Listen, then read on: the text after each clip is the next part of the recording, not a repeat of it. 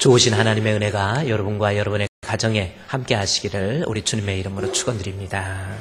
우리 옆에 계시면 인사 한번. 안녕하세요. 반갑습니다. 오늘은요, 주일, 거룩한 주일인데 또 설 명절과 또 연결되어서 말씀의 제목을 이어서 하는데, 오늘은 따로 우리 시편에 있는 말씀을 가지고 하나님 말씀 살펴보고 은혜를 나누고자 합니다. 여러분, 저는 어렸을 때 설날 그러면 정말 마음이 많이 설레 있고요. 참 그렇습니다. 그때는 먹을 것도 많지 않고 또 입을 옷도 그렇게 좋은 옷을 입지 못했던 그러한 시대여서 설날이 되면은 모처럼 떡을 만들어서 또 떡도 먹고, 또 얼마나 또 멀리 있는 친척들도 모여가지고 친척들이 와서 같이 하루 같이 잠을 자기도 하고, 그래도 친척들 중에 제일 기억에 남는 친척은 뭐니 해도 머니를 많이 준 사람이 제일 생각이 많이 나더라고요. 여러분도 이번 명절을 맞이해서요, 고향이나 어디 친척집에 가면은 우리 조카들이나 누구들한테 용돈을 좀 많이 주고 오세요. 그렇게 합시다. 그런 게 좋을 것 같아요. 그때 먹을 것 많이 없을 때는 또 떡을 해서 시루떡 해 먹고요. 이렇게 시루떡 해가지고 가마솥 위에다가 시루 올려놓고 옆에는 또 그 밀가루로 딱 붙여가지고 시루떡 만들어서 시루떡 먹고, 참 그랬던, 먹지 못했을 때는 그게 그렇게 명절이 기다려졌는데 지금은 먹을 거 많잖아요. 그러니까 명절이 됐다고 그래서 음식을 집에서 따로 만들고 며느리 딸들 또 고생시키지 마시고요. 우리 주품교회 시아버지 시어머니들은 명절에 햄버거, 제가 늘 말씀드리지만 햄버거로 딱 하는 것이 서로 좋은 것 같아요.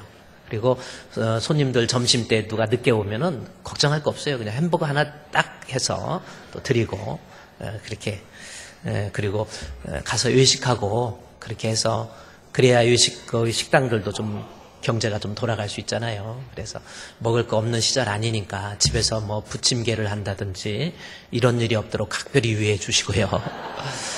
좋은 명절, 행복한 명절 지낼 수 있도록 그렇게 했으면 좋겠어요. 어렸을 때는 옷이, 제가 수요예배 때도 얘기했지만은 저는 이 7남매 중에서 제일 막내여가지고 옷을 물려줄 사람이 없어가지고, 너는 물려줄 동생이 없으니까 4살 때 한 9살짜리 옷을 사줘가지고 바지를 이렇게 접어서 이렇게 그렇게 입었던 생각이 나고요. 또 빼빼 말라가지고 있는데 옷은 엄청 큰 바지인데 혁띠를 안 사줘가지고 한쪽으로 이렇게 손을 잡고 다니면서 이 끄급수 당하면서 명절을 맞이했던 그런 추억도 있습니다. 참 없이 살 때가 더 행복했다라는 생각도 한편은 좀 해봐요. 여러분 그렇지 않습니까?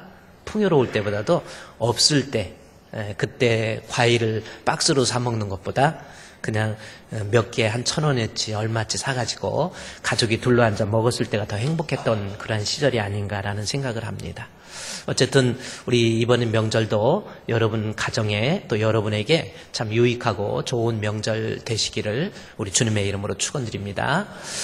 그러면 오늘 하나님 말씀을 제가, 우리 명절 되면은 저는 어렸을 때에 그 집 앞에다가 지푸라기 깔아놓고 거기에다 제사떡인가 뭔가 이렇게 놓고 무지개떡 놓고, 이런 대추도 올려놓고 집 앞에, 대문 앞에 그랬던 그 마을이 좀 생각이 나요.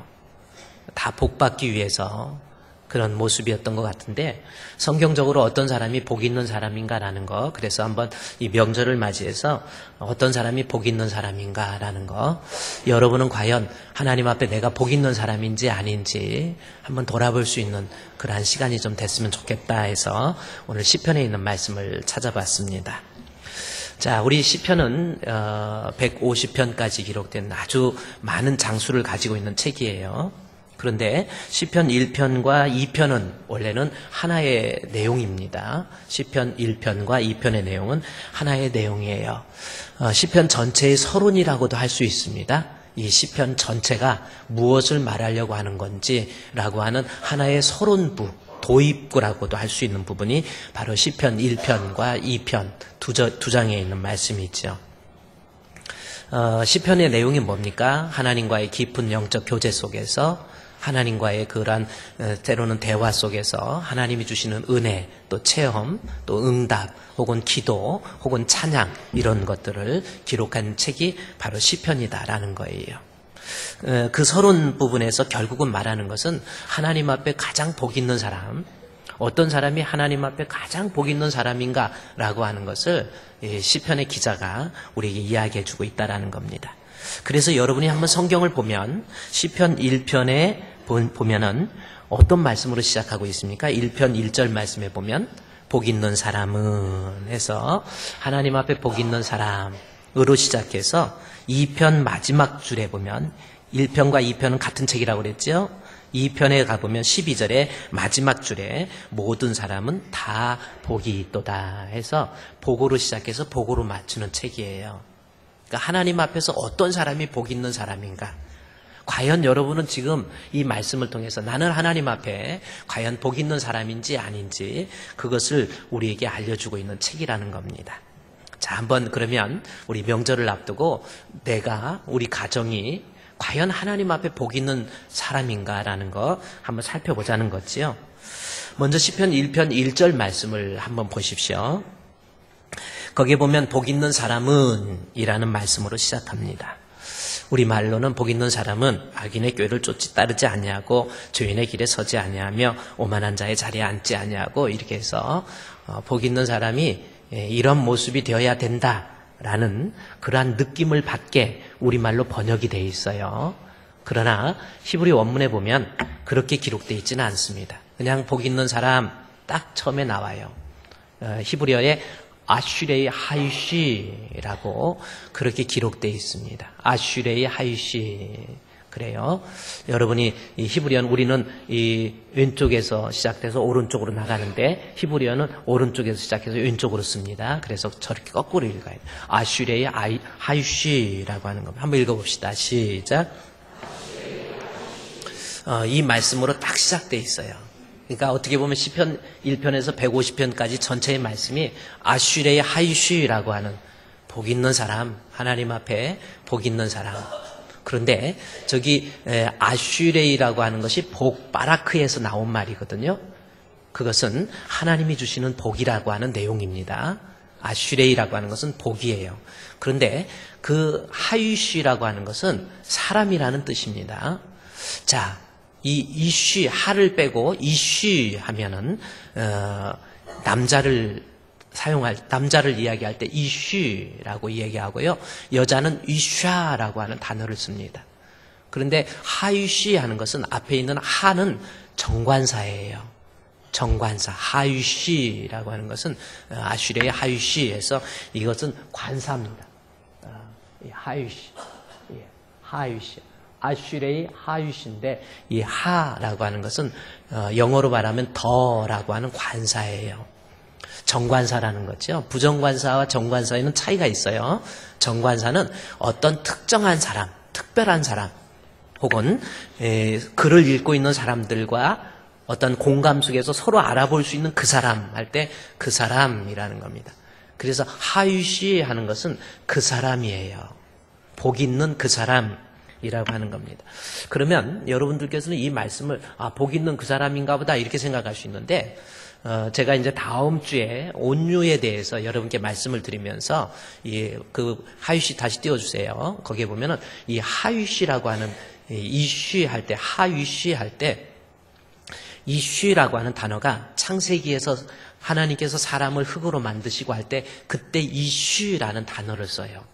그런데 이 이쉬라고 하는 단어가 창세기 1장, 2장, 3장, 4장에 가면 4장에서 가인이 그 동생 아벨을 쳐 죽입니다.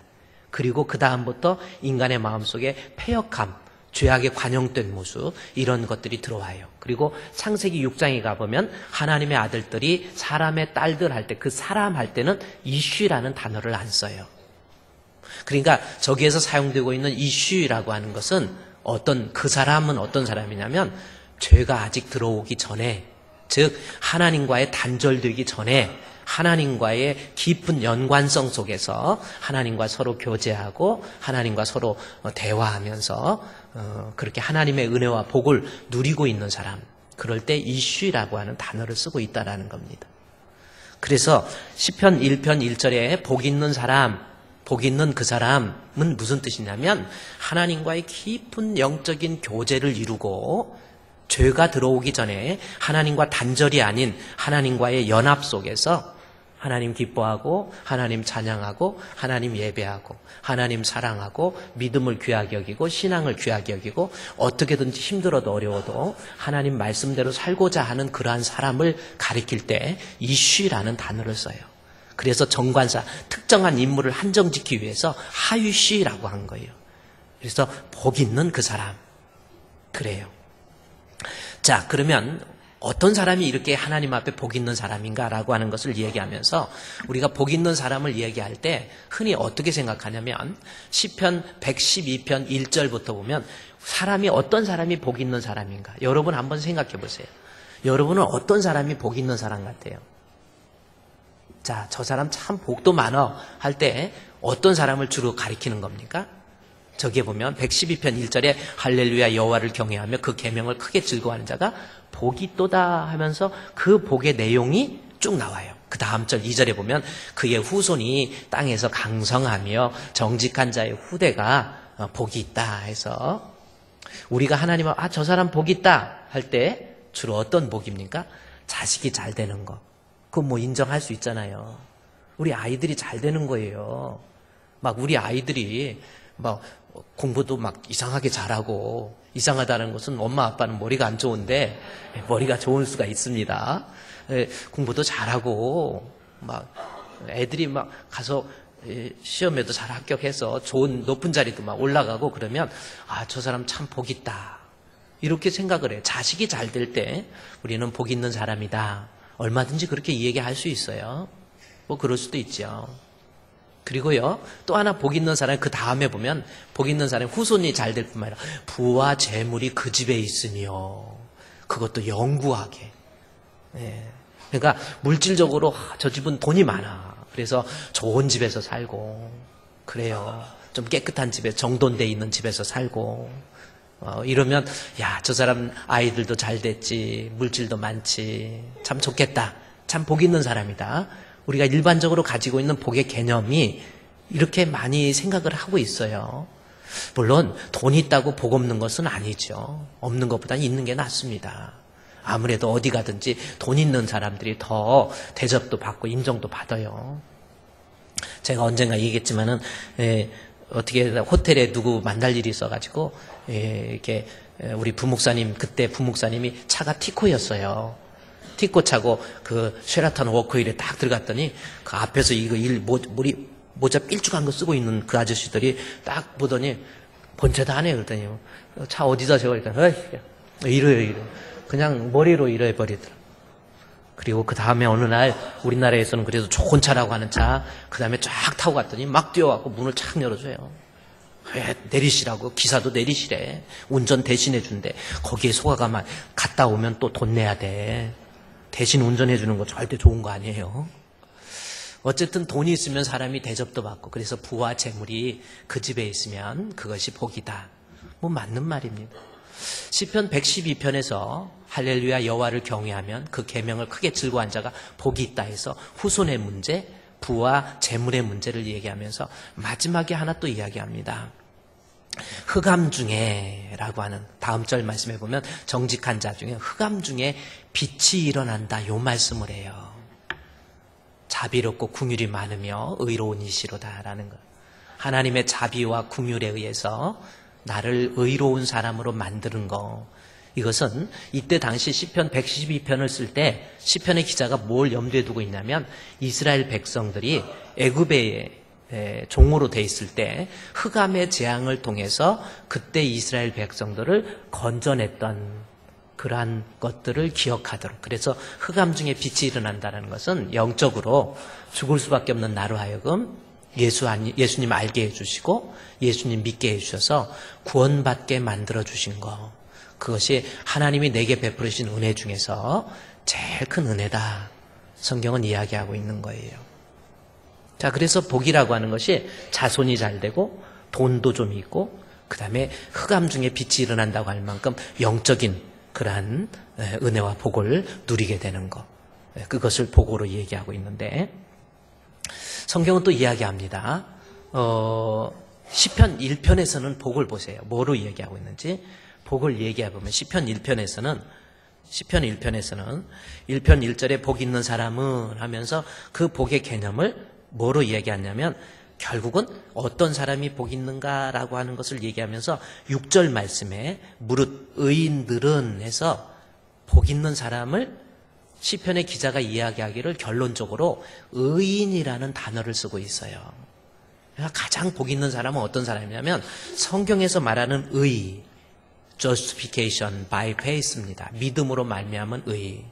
그러니까 시편의 내용을 전체적으로 다 요약할 때 하나님 앞에 가장 복 있는 사람은 우리 예수님 알고 예수님 믿고 그로 인해서 내가 구원받아서 천국 가는 사람. 여기 의인들의 모임이라고 하는 말이 나오죠. 5절 말씀에 의인들의 모임, 천국을 얘기하는 거거든요. 천국 가는 사람, 그 사람이 세상에서 가장 복 있는 사람이다라는 겁니다. 인정하십니까?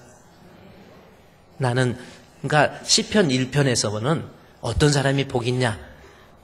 예수 믿고 구원받은 사람, 그 마음속에 예수를 믿음으로 예수를 마음속에 간직하고 사는 사람, 그 사람이 가장 복 있는 사람이다. 그렇게 이야기하고 있다라는 겁니다. 여러분, 수술할 때 마취를 하죠? 마취, 수술할 때 여기 혹시 수술해 보신 분들 많은데 수술을 할 때 마취제가 없으면 여러분 어떻게 되겠습니까? 한번 생각해 보세요. 마취제가 없다. 아기가 임신했는데 할 수 없이 개복 수술을 해서 낳아야 되는데 마취제가 없어요. 어떻게 할 거예요? 그냥 죽는 거예요. 그렇지 않으면 생사를 잘라가지고 마취 없이 생사를 자른다는 거. 그거 뭐 거의 그 공포스러움에 말할 수가 없죠. 그래서 마취제가 없으면 거의 수술을 못하고 죽는 경우가 많이 있습니다. 그런데 지금은 마취제가 있잖아요. 그러면 이 마취제를 누가 개발했을 것 같아요? 이거 없었으면 의학계의 혁명입니다. 프로로폼이라고 하는 그 마취제를 개발한 사람. 유명한 영국의 제임스 심슨이라고 하는 사람이에요. 제가 사진을 어렵게 구해왔습니다. 이분은 의학계의 혁명입니다. 머리는 잘 안 감았지만 그래도 아주 능력이 많으신 제임스 심슨이라고 하는 분이에요. 저분이 대단하신 분이에요. 저분이 만약에 마취제를 개발하지 못했다. 여기서 지금 살아있지 않는 사람들도 많이 있어요. 저분이 마취제를 개발함으로 창세기 2장 21절에서 22절 말씀 아담을 깊이 잠들게 하고 그 가운데 갈빗대 하나를 취해서 하와를 만들었다. 그 말씀에 영감을 얻어가지고 저 사람이 개발한 마취제. 그래, 사람을 수술을 할 때 깊이 잠들게 해서 고통 없이 수술하는 거. 그것을 놓고 기도하다가 그가 개발한 약이 바로 이 프로로폼이라고 하는 약입니다. 그 제임스 심슨이라고 하는 저분이요. 한번 사진 다시 보면요. 참 머리가 얼마나 좋은지. 저분이 1811년도에 영국의 스코틀랜드에서 태어난 사람인데 얼마나 머리가 좋은지 14살 때에 에딘버러 대학을 들어갔어요. 에딘버러 대학에 14살 때 들어갔어요. 네. 그런데 27살에 에딘버러 대학의 생의학 교수가 됩니다. 대단한 사람이에요. 머리가 보통 좋은 사람. 그리고 저 사람은 철저한 신앙인이에요. 그리고 1847년도에 지금부터 약 한 160년 됐나요? 160년 전에 영국의 빅토리아 여왕이 분만을 할 때, 아기를 낳을 때 할 수 없이 그때 사용했던 약이 프로로폼이라고 하는 마취제입니다. 그래서 무사히 분만을 한 거예요. 그래서 1847년도에 프로로폼이라고 하는 그 약을 정식으로 마취제로 인정을 해가지고 지금까지 여러분이 저분 덕택에 살아있는 분이 많아요. 심슨 씨 고맙습니다. 한마디 해봅시다. 그래서 마취제 없었으면 큰일 날 뻔했잖아요.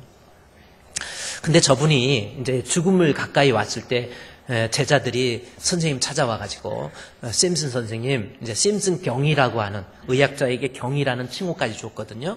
근데 심슨 선생님, 지금까지 당신이 발견한 약들이 많이 있는데 지금 인생 이제 거의 살아갔는데 지금 상황에서 당신께서 발견하신 약 중에서 최고의 약이 뭐라고 생각하십니까? 그렇게 질문을 합니다. 질문하면서 학생들의 머릿속에서는 어떤 생각을 하냐면 당연히 프로로폼이지. 프로로폼이 없으면 그가 개발한 약 중에서 가장 발견한 약 중에서 최고의 약은 프로로폼이라고 말할 줄 알았는데 저분은 그렇지 않았어요. 뭐라고 하는 줄 아세요? 그분이 쓴 위대한 발견이라는 책이 있습니다. 거기에 보면 저분이 뭐라고 하냐면 그 학생의 질문에 대해서 내가 지금까지 발견한 것 중에서 최고의 발견한 것은 뭐냐면 나는 하나님 앞에 죄인이라는 것. 그리고 내게는 구세주가 살아계시고 우리 예수님이 나를 위해서 십자가에 못 박혀 죽으시고 예수님 죽으시고로 말미암아 내 죄삭을 다 지불해 주셔서 그래서 이사야서 53장 5절 6절에는 그가 찔림은 우리의 허물 때문이요 그가 상함은 우리의 죄악 때문이라.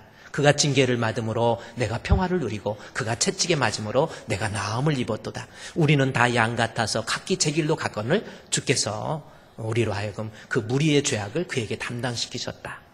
그래서 내가 발견한 것 중에서 최고의 발견, 예수님이 나의 구주라는 것, 그리고 예수님 때문에 내가 구원받는다는 것, 이것이 내가 발견한 것 중에서 최고의 발견품입니다.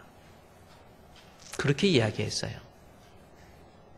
여러분, 우리의 인생 중에서 가장 복된 사람은 어떤 사람이냐? 예수님 알게 된 거, 그리고 예수님 믿고 구원받은 거, 이 사람이 가장 복 있는 사람이에요. 할렐루야. 예수도 모르고 돈은 많은데 돈은 하루에 이자만 해도 하루에 이자가 몇 천만 원씩 늘어나는 사람도 있어요. 부럽습니까? 여러분, 죽을 때요. 사람이 죽을 때 내가 인생을 살면서 지금까지 돈을 너무 많이 못 벌었어. 돈 좀 더 벌을 걸. 그걸 놓고 후회하는 사람이 없다라는 거예요. 죽을 때 내가 좀 성공해가지고 내가 좀 높은 자리에 올라갔어야 되는데 내가 그런 자리에 못 올라갔네. 그것 때문에 후회하는 사람이 없다라는 겁니다. 죽을 때 보세요. 서울대학교 사회학자가 임종을 앞두고 사람들에게 조사를 해봤더니 뭘 놓고 후회하는지, 돈 많이 못 벌어서, 자식 많이 잘못 키워서, 내가 출세 못해서 그거 후회하는 사람이 없다라는 겁니다. 내가 조금 더 아내를 사랑했어야 되는데, 내가 조금 더 내 자식들에게 복 있는 그런 아버지가 되었어야 되는데, 내가 좀 더 착하게 살았어야 되는데, 내가 조금 더 예수 잘 믿었어야 되는데, 그거 놓고 후회하더라는 거예요. 그러니 인생을 살면서 진짜 복은 세상적으로, 육신적으로 돈 많고 출세하는 거, 그것만이 복이 아니라는 겁니다. 진짜 복은 흑암 중에 빛이 일어나느니 그는 자비롭고 궁율 많으시고 자비하신 우리 주님 앞에 내가 선택받아서 내가 예수님 알고 예수님 믿고 그 믿음으로 말미암아 구원받는 사람, 그 사람이 아슈레이 하유시, 가장 복 있는 사람이에요. 아슈레이 하유시. 여러분, 저거는요, 여러분이 외워놔야 돼. 아슈레이 하유시. 복 있는 그 사람. 어떤 사람이요? 내 안에 예수님 믿는 믿음으로 말미암아 예수가 내 안에 계시는 거예요. 할렐루야. 그래서 그 믿음으로 말미암아 내가 구원받는 거예요. 그 사람이 가장 복 있는 사람이다라는 겁니다. 그러면 아슈레이 하유시, 복 있는 사람은 어떤 특징을 가지는 거예요? 본문에 복 있는 사람은 악인들의 꾀를 따르지 말아야 됩니다. 어떤 목사님도 그렇게 설명을 하세요.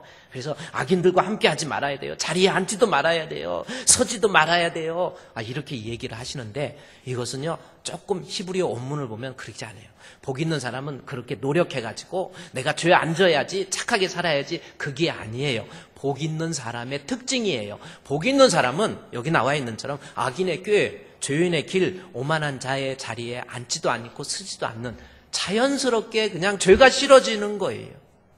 예수가 내 안에 있고 정말 믿음이 있는 복 있는 사람이라고 한다면 죄악된 모습이 누가 시켜서가 아니라 그냥 싫은 거예요. 그냥 그런 모습들이 싫은 거예요. 여러분은 어떻습니까? 억지로 내가 노력해갖고 죄 짓지 말아야지 그거 말고 예수가 내 안에 정말 복 있는 사람은 그냥 죄악된 모습들 이런 것들이 그냥 싫어지는 거예요. 제가 옛날에 책을 한 권 읽었을 때 어떤 교수님이 이런 얘기를 하시더라고요. 신학교 교수님이신데 대학원 교수님이신데 저희 그 학교를 자랑하면서 우리 학교에는 참 좋은 학생들이 많이 있습니다. 그 얘기를 하시더라고요. 그러면서 어떤 학생인가 했더니 한 학생이 우리 신학대학원이 여러분 총신대학교 신학대학원 MDB 들어가기 어렵습니다. 서울대학교 나오고도 떨어져요. 우리 교단에서 운영하고 있는 총신대학교 신학대학원이요. 아주 저희 들어갈 때 MDB는 600명 중에서 25명밖에 안 됐어요. 그러니 학교가 참 좋은 학교예요.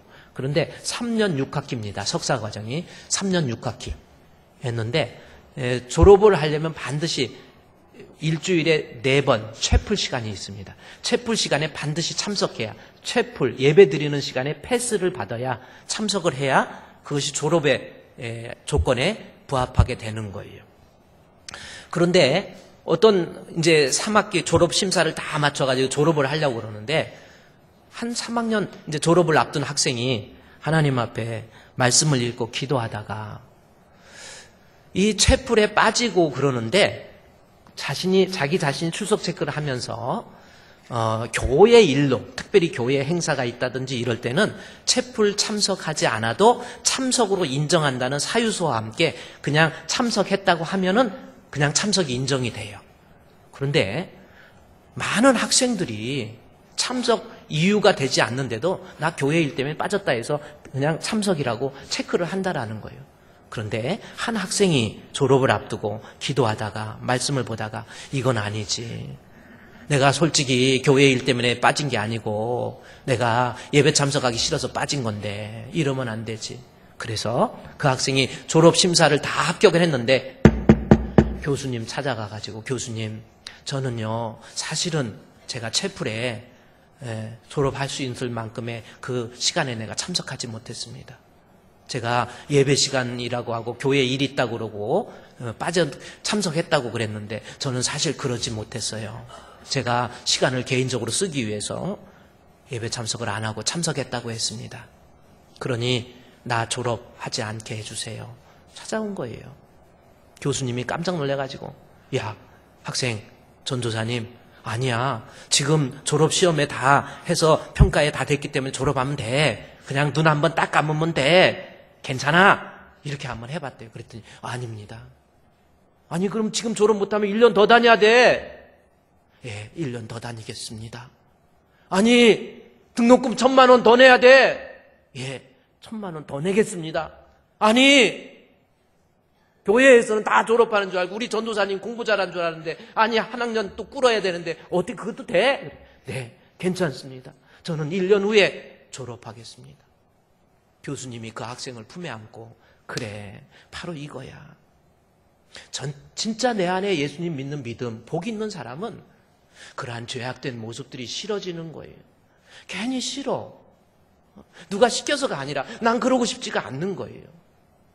우리 명절이 되면 막 싸우고 형제들 간에 싸우고 이번에도 명절마다 부부가 싸워서 이혼하게 되고 형제 간에 싸워서 말 안 하게 되고 부모와 자식 간에 뭐 아주 문제가 생겨 이게 많이 있다라는 거예요. 특히 재산 때문에. 뉴스 한번 제가 바쁘지만 뉴스 한번 명절을 맞이해서 뉴스를 한번 제가 띄워드리면 그 명절을 맞이해서 계속 싸우고 다투는 그러한 내용의 뉴스가 하나 있습니다.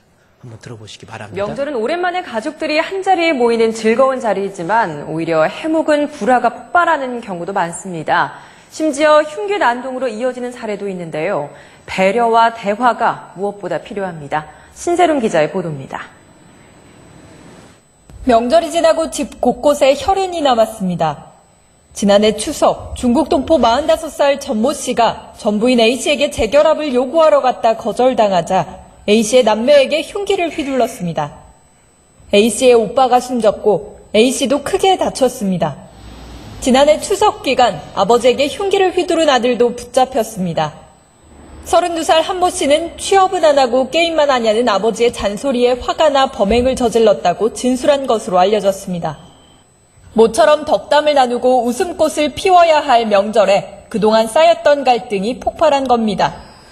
더 이상 제사를 지내지 말자는 말에 형제들이 멱살잡이를 하는가 하면 명절에 시댁에 가지 않는다며 아내와 말다툼을 하다 아내가 운영하는 식당에 차를 몰고 돌진한 사례도 있습니다.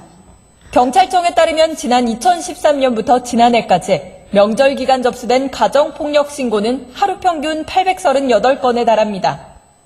매년 신고가 증가하고 있을 뿐 아니라 평소 가정폭력 신고의 2배에 달하는 수치입니다. 이 같은 명절 불화는 상당 부분 가부장적이고 남성 중심인 명절 문화 때문이라는 지적이 나옵니다. 사회나 시대상의 변화에도 불구하고 제사와 벌초 등 조상의 공덕을 기리는 의무를 강요하는 과정에서 다툼이 발생한다는 겁니다. 가족 구성원 모두가 열린 마음으로 대화하고 서로 배려하고 있는지 다시 한번 짚어봐야 할 것 같습니다. 연합뉴스TV 신세롬입니다. 연합뉴스 기자 심세롱 기자였습니다.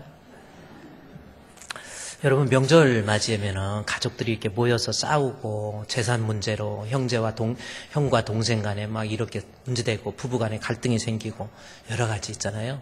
근데 아슈레의 하이시, 복 있는 사람은 그런 모습들이 싫어지는 거예요. 여기 본문에 1장 1절에 나오는 악인들의 꾀를 따르지 아니하며 죄인들의 길에 서지 아니하고 오만한 자의 자리에 앉지 아니하고. 이게 무슨 뜻이에요? 죄인, 악인, 오만한 자, 이것을 어떤 분들은 악인은 세상적인 죄인이고 죄인은 영적인 죄인이고 오만한 자는 정신적인 죄인이고 이렇게 나눠서 하는데, 이것은요 사실은 히브리어에서 같은 말의 반복을 피하기 싫어하는 어떤 언어적인 그런 내용 때문에 그러는 것이지 같은 거예요. 결국은 하나님을 마음에 두기를 싫어하고, 그래서 하나님과의 교제가 없고, 그것 때문에 세상에 살아가면서 방탕하고 영적으로 하나님 앞에 하나님을 향해서 대항하고 있는 그러한 모습들을 가리키는 말이에요. 그런데 내가 정말 복 있는 사람으로서 예수님을 내 안에 계신 예수님을 믿는 사람이라고 한다면 저런 모습들이 싫어지는 거예요. 재산 싸움 할 때 그냥 정말 예수님 그 안에 있는 사람은 형이나 동생이 재산 싸움하면 형님 가지세요. 동생 가지세요. 이렇게 하고 그냥 싸우면 안 싸우고 마는 거예요. 아무리 돈이 수십억이 얼마가 있다 하더라도 우리 예수님 내 안에 계시면 죄인들의 모습, 악인들의 모습 이런 것들이 싫어지는 거예요. 술 먹고 담배 피우고 이런 것들도요, 내가 노력해가지고 끊을 거야. 주여 기도하면서 그래 나도 이제 새해를 맞이해서 하나님 담배를 내가 피웠어요. 술을 먹고 그래요. 잘못됐습니다 하고 기도는 하지만 하나님 내가 담배 끊겠습니다 하고 약속은 못해. 아까워서.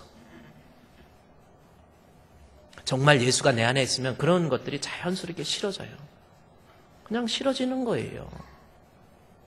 이번에 명절에 여러분 가족들 모여서 싸우지 마시고요.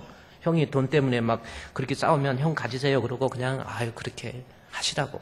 찍을 도장 있으면 빨리빨리 찍어주세요. 따라합시다. 찍을 거 있으면 빨리빨리 찍어주자. 양보하세요. 아슈레의 하이시잖아요. 우리 예수님이 내 안에 계시면 우리가 좀 더 너그러워지는 거예요. 그런 죄악된 모습들이 싫어지는 거예요. 어떻게든지 주님 말씀대로 살고자 하는 그러한 모습들, 이게 바로 아슈레의 하이시, 복 있는 사람은 죄악된 모습이 싫어지고 그 대신 뭡니까? 2절 3절 말씀해 보면 뭐라고 기록됐어요? 오직 2절에 보면 오직 복 있는 사람은 여호와의 율법을 즐거워해서 그 율법을 주야로 묵상하는 자로다. 그러니까 복 있는 사람의 특징은 여러 가지로 요약할 수 있지만 여호와의 율법을 즐거워하는 거예요. 여기서 즐거워한다라는 것은 하나님 말씀을 읽고 듣고 묵상해서 거기에서 오는 깨달음에서 오는 즐거움, 그겁니다. 하나님 말씀을 듣고 이게 이 말씀이구나, 깨달음에서 오는 즐거움. 하나님 말씀을 좋아하는, 읽기도 하고 말씀 듣는데 얼마나 열심인지 복 있는 사람은 벌써 틀려요. 벌써 이렇게 설교하면서도 복 있는 사람은 말씀 듣는 태도가 틀려요. 벌써 딱 듣고 있는 거하고 허공을 보는 거하고 틀려요. 이렇게 설교 보면 여러분 눈동자가 허공 있잖아요. 조용필의 허공. 꿈이었나 봐. 당신 생각에. 예, 그런 거죠. 여러분 복 있는 사람은요. 그냥 말씀이 좋다니까요.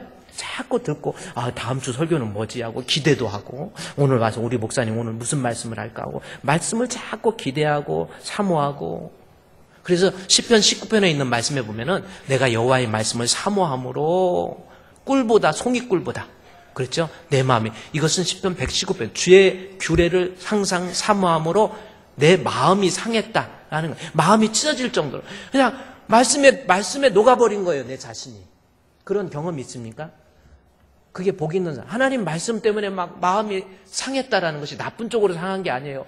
그냥 모든 것이 다 이해가 되어지고 모든 사람들을 다 포용할 수도 있고 그냥 가진 것 없지만 하나님 말씀 때문에 내가 모든 것 다 가진 듯한 그러한 마음. 그게 바로 여호와의 율법을 즐거워하는 그냥 너무 주의 말씀 받은 그날 참 기쁘고 즐겁도다. 이 기쁜 마음 못 이겨서 온 세상에 늘 전하세. 기쁜 날 주 나의 죄 다 씻은 날 늘 깨어서 기도하고 늘 기쁘게 살아가리. 기쁜 날 주 나의 죄 다 씻은 날. 하나님 말씀이에요. 주의 말씀 받으면 그래서 복 있는 사람은 그냥 말씀이 좋은 거예요. 뭐 큐티 같은 거 그냥 계속해서 큐티하고 목사님 설교 어떤 사람은요 인터넷으로 우리 교회 주품교회 설교 끝나면요 바로 어떻게 이렇게 제1번으로 듣는 분이 수원에 계신 분 하나예요. 2번이 전주에 계신 분, 3번이 베트남에 계신 분. 거기 조회에 나와요. 그래 말씀 막 듣고 싶어 하는 거예요. 수원에 계신 장로님은요. 목사님 그냥 설교 올라오자마자 그냥 듣고 말씀 듣고 은혜 받고 저한테 전화해요. 주품교회 오고 싶다고. 여러분 이렇게 주품교회 다니는 거 보고로 하세요. 시험도 안 보고 무시험으로 들어와가지고 폼 잡고 주품교회 보통 교회가 아니에요. 여러분 세계를 주품으로 주품교회 우리 교회 할렐루야 아멘. 딴 교회 가려면 빨리 가세요. 괜찮아. 갈 사람은 가야만 하겠지만 그렇죠? 여러분 하나님 말씀 사모하고 말씀 듣고 은혜 받고 그게 복 있는 사람이라니까요. 그런데 그 다음 보십시오. 2절 말씀에 오직 여호와의 율법을 즐거워해가지고 말씀 사모해가지고 막 내 심장이 녹을 정도로 하나님 말씀이 좋은 거예요. 그리고 그 율법을 주야로 뭐야 한 거예요? 묵상한다. 묵상이 영어로 보면 메디테이션이라고 나와 있는데 중들이 그냥 산에 올라가서 마하살라 그런 거 말고 그런 거 묵상하는 거 아니에요. 이 묵상이라는 것은 하나님 말씀을 내가 깨닫고 은혜 받아서 그 말씀이 내 안에 들어와서 육화되어서 내 발의 등이요 내 길에 빛이 되는 거예요. 그것이 시편 119편에 그대로 나와 있어요. 주의 말씀은 내 발의 등이요 내 길의 빛이다. 그게 여러분 그래서 하나님 말씀을 내가 묵상한다. 그냥 적당히 이렇게 생각한 이런 게 아니에요. 하나님 말씀 통해서 은혜 받은 거, 그 말씀이 내 삶이 돼버리는 거예요. 주의 말씀이 내 발에 등이 되고 내가 걸을 때, 내가 생각할 때, 내가 말할 때 예수님처럼 생각하고 예수님처럼 말하고 예수님처럼 행동할 수 있는 그 힘의 원동력이 하나님 말씀이 돼버린다니까요. 말씀대로 생각하고 말씀 의지하고 말씀 붙잡고 누가 뭐라고 해도 주의 말씀을 사랑하는 거예요. 그래서 복 있는 사람은 오직 여호와의 율법을 즐거워해서 마음으로만 즐거워하는 것이 아니라 내 삶이 하나님 말씀이 육화되어서 녹아내려오는 거예요. 그게 하나님 말씀이 가까이 하는 성도의 모습. 자, 그러면서 복 있는 사람에 대해서 계속 이 얘기했죠. 2절과 3절은 띄어서 생각하면 안 됩니다. 띄어서 생각하니까 이제 이상하게 여러분이 성경을 해석하는 거예요. 3절은 여호와의 율법을 즐거워해서 그의 주야로 묵상하는데 그는이라는 것이 중요한 거예요. 하나님 말씀을 가까이 하고 은혜 받고 깨닫고 그 말씀대로 살아가는 그는 어떻게 됩니까? 시냇가에 심은 나무가 철을 따라 열매를 맺으며 그 잎사귀가 마르지 아니함 같으니 그가 하는 모든 일이 다 형통하리로다. 이 말씀 참 좋지요? 아니, 말씀 안 좋아요? 이 말씀, 그래서 이 말씀을 이상하게 해석을 해가지고 지금 2절과 3절이 같이 연결된 건데 이 3절만 떼가지고 너는 시냇가에 심은 나무라 해가지고 시냇가에 심은 나무니까 걱정거리가 없고 언제나 물이 공급되니까 이 나무가 뭐 가무는 해도 걱정도 없고 나무가 잘 자라서 열매를 주렁주렁 맺히고 얼마나 좋으냐 해서 시냇가에 심은 나무, 너는 시냇가에 심은 나무 하니까 막 나는 시냇가에 심은 나무 하고 자기 자신이 너무 좋아해요. 그런데 지금 이 본문의 3절에 그는 시냇가에 심은 나무라는 것이 무슨 뜻이냐면요. 먼저 여러분이 생각할 때 전제할 게 뭐냐면 나무가 자라서 열매를 맺으면 그 열매를 나무가 먹습니까? 잘 생각해 보세요. 나무가 자라서 열매를 맺었어. 그러면 그 열매를 나무가 먹어요? 다른 사람이 먹어요. 내가 시냇가에 심은 나무라는 게 지금 본문에서 시편 기자가 뭘 강조하는지 아세요? 시냇가에 심은 나무니까 나 잘 먹고 잘 살고 막 열매 주렁주렁 맺히고 내 인생이 잘 되고 착각하지 마세요. 그 뜻이 아니에요. 내가 하나님 말씀 은혜 받고 묵상하고 말씀 사모해서 그래서 3절에 그는 그렇게 말씀 사모했더니 시냇가의 물은 무슨 특징이 있습니까? 에베소 5장 26절에 성경에서 물은 어떤 의미인 줄 아세요? 물로 씻어 말씀으로 깨끗하게 하자 해서 물은 말씀을 의미하는 경우가 많아요. 그래서 시냇가에 심은 나무가 내가 시냇가에 심은 나무라는 것은 뭐냐면 하나님 말씀을 즐거워해서 그 율법을 주야로 묵상해가지고 그 말씀을 통해서 깨달은 은혜가 말씀이 내가 나무에 공급되어 가지고 그 말씀 통해서 은혜 받고 말씀을 통해서 힘을 얻어서 열매를 주렁주렁 맺히는 거예요. 어떤 열매? 사랑의 열매도 맺히고 실랑의 열매도 맺히고 화평의 열매도 맺히고 열매를 많이 맺혀서 나로 인해서 다른 사람에게 유익을 주는 거예요. 내가 먹는 나무가 아니라니까요.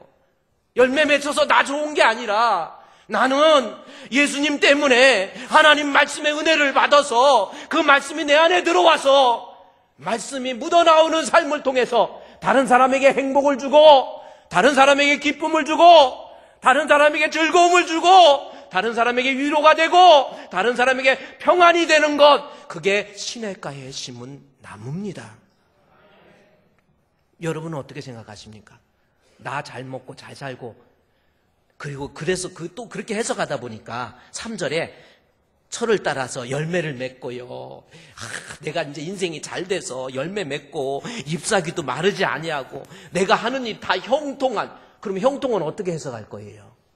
나무가 열매를 맺어서 나무가 먹는 게 아니라고 그랬죠. 그럼 형통은 뭡니까? 형통은 창세기 39장 2절 말씀에 보니까요. 성경에서 형통이 내가 원하는 대로 내 뜻대로 잘 된다. 그렇게 표현한 적이 한 번도 없어요. 창세기 39장에 보면 여호와께서 요셉과 함께 하심으로 그가 형통한 자가 되어 라는 말씀이 나옵니다. 요셉이 형통하대요. 그러면 요셉 잘 돼야 되잖아. 요셉 뜻대로 돼야 되잖아. 그 다음에 바로 나오는 것이 뭔지 아세요? 형들한테 팔렸지요. 그리고 형들한테 팔려서 애굽으로 갔지요. 근데 가서 또 보디발의 집에 갔는데 보디발의 아내가 또 유혹을 하지요. 그래갖고 감옥에 들어갑니다. 감옥 속에서 1년, 2년, 3년, 5년, 10년, 17살에 팔려가서 27살에 총리가 되는 거예요.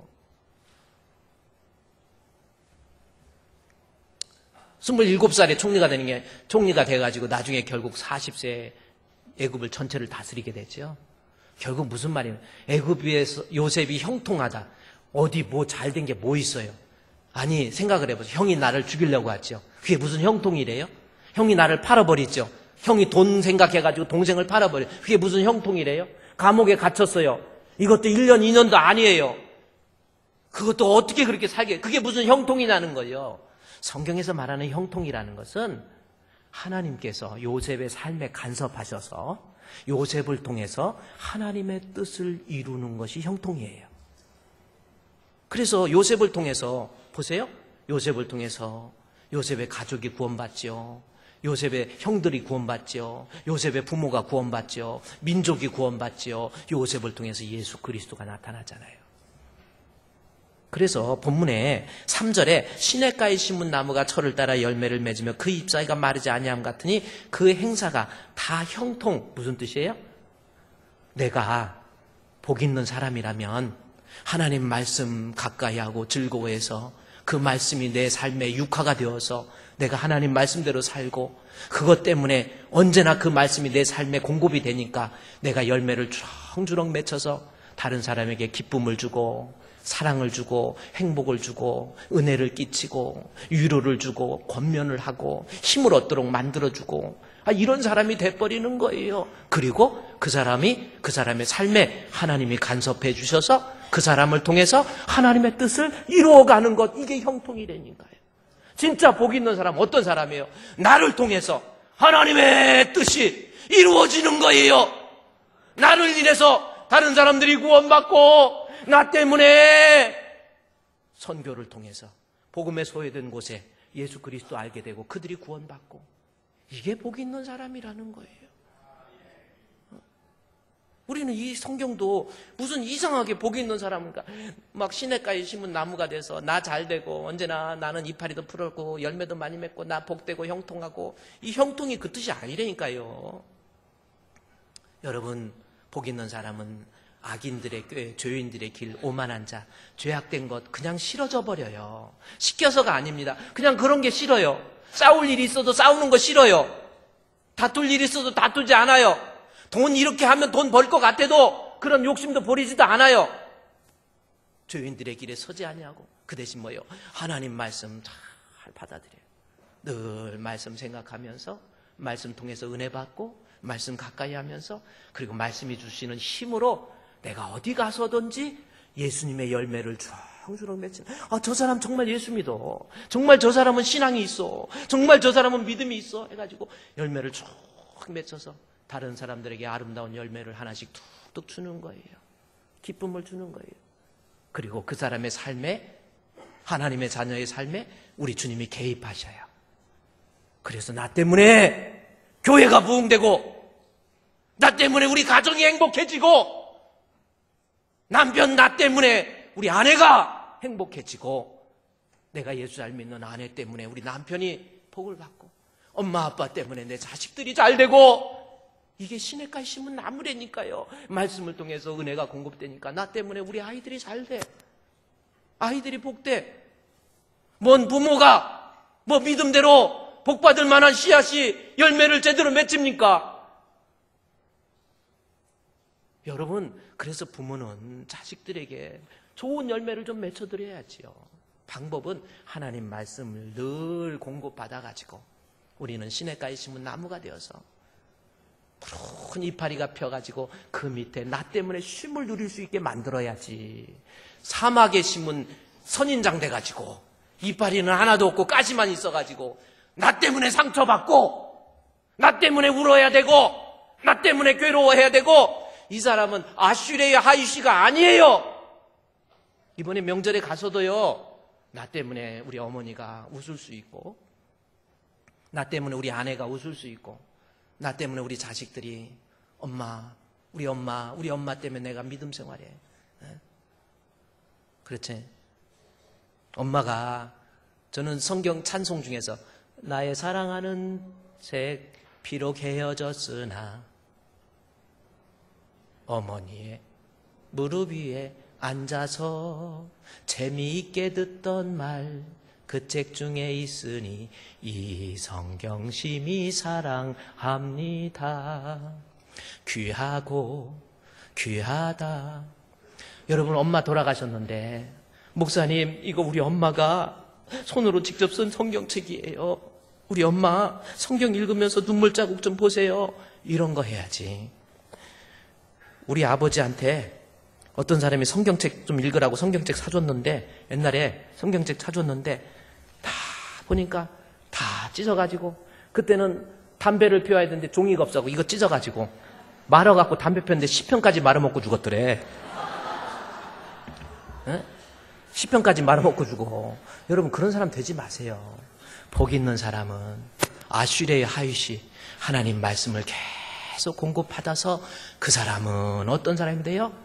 시냇가에 심은 나무처럼 철을 따라 씨를 따라 열매를 맺어서 다른 사람에게 기쁨이 되고 행복이 되고, 그리고 그 사람의 삶에 하나님이 간섭해 주셔서 하나님의 뜻을 이루다가 나중에 어떻게 됩니까? 거기 마지막에 시편에 보세요. 마지막에 어떻게 돼요? 의인들의 회중에 여기 보세요. 그 일이 다 그가 이제 3절 읽을 때 시냇가에 심은 나무 나 좋으라고 열매 맺는 거 아닙니다. 좋은 열매 맺혀서 다른 사람에게 위로가 되고 하나님은 내 삶에 간섭해 주셔서 나로 인해서 하나님의 뜻이 이루어지고 나 때문에 선교가 되어지고 나 때문에 교회가 부흥되고 나 때문에 교회가 행복하고 나 때문에 가정이 행복하고 그게 하나님의 뜻이 이루어지는 형통의 삶이 되고요.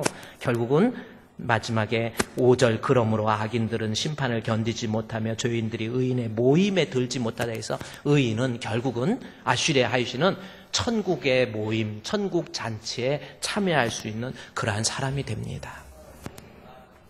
여러분 악인이에요, 죄인이에요, 의인이에요?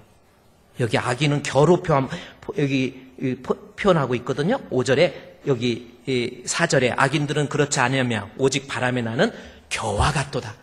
겨하고 알고 가고 붙어 있어요. 무슨 말인지 아세요? 쌀을 싸고 있는 그 겨하고 알고 가고 붙어 있다니까. 그러나 먹을 때는 결국은 다 껍질 벗겨내서 하나는 불구덩텅이로 들어가고 하나는 알곡이 되잖아요. 이 안에서도 지금 쭉정이 겨가 있고 알곡이 있어요. 중요한 건 뭐예요? 진짜 복 있는 사람 아슈레의 하윗이 앞으로 악한 거 싫어합시다. 우리 주풍교회 성도들 하나님 보기에 기뻐하지 않는 것 나도 모르게 내려놓을 줄 알아야 돼요. 그리고 하나님 말씀 충분하게 공급받아서 다른 사람에게 위로가 되고 기쁨이 되고 행복이 되고 나 때문에 하나님 나라가 확장되고 나 때문에 선교가 이루어지고 나 때문에 구원받는 역사가 일어나고 나 때문에 우리 가정이 복음화되고 나 때문에 외국의 교회도 세워지고 얼마나 아름답습니까? 그래서 여러분의 결국 주님 앞에 의인의 회중에서 천국에서 영생 복락을 누리는 복된 성도 되시기를 우리 주님의 이름으로 축원드립니다. 다 일어나겠습니다.